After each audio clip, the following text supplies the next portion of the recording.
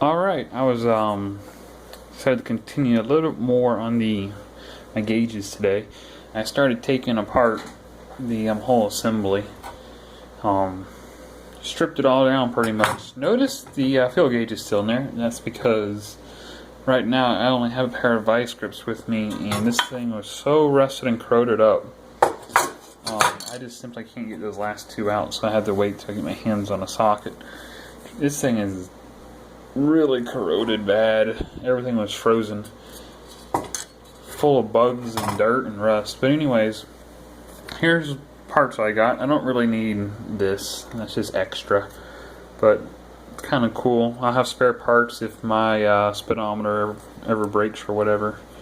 But here is why I decided to go the route of buying a full gauge assembly like this instead of individual, because I get all these parts. I needed a new seal for mine. This seal seals the glass.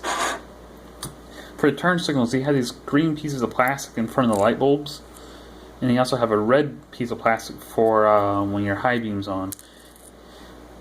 And my pieces of plastic are not the greatest, kind of funny looking. So got new pieces of plastic.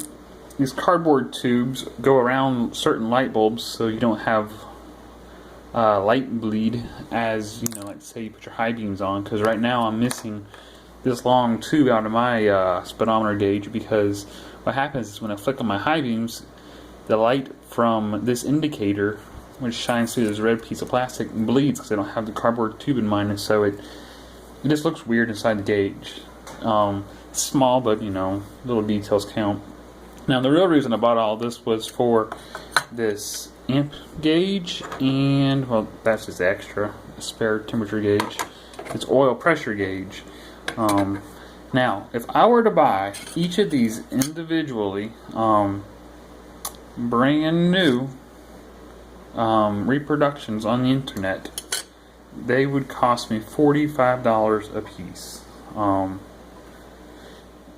I ended up buying this whole thing for like $50, and so I have all these extra parts, and now I have exactly what I need.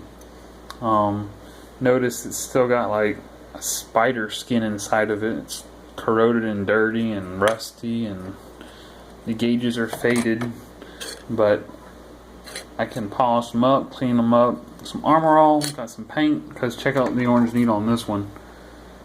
Brand new looking, because I use my speedometer needle paint on it.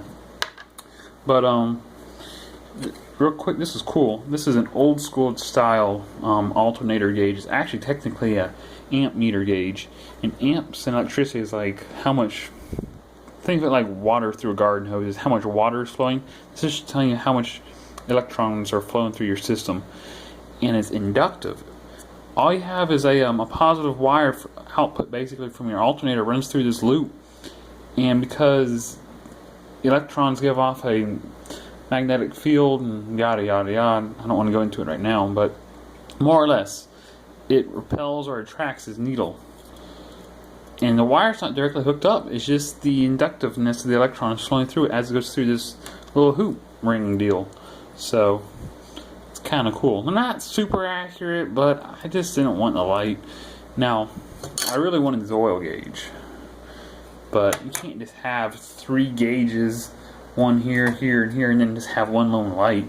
So obviously you got to get one for the alternator.